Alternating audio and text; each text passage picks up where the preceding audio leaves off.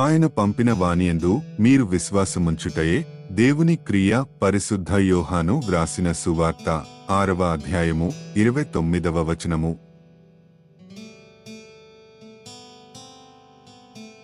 ఆయన పంపిన వానియందు మీరు విశ్వాసముంచుటయే దేవుని క్రియ. పరిశుద్ధ యోహాను వ్రాసిన సువార్త 6వ అధ్యాయము 29వ వచనము.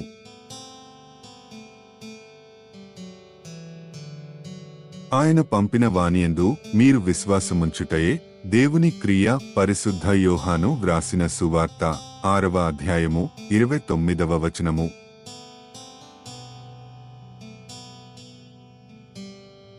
ఆయన పంపిన వానియందు మీరు విశ్వాసముంచుటయే దేవుని క్రియ. పరిశుద్ధ యోహాను వ్రాసిన సువార్త 6వ అధ్యాయము 29వ వచనము.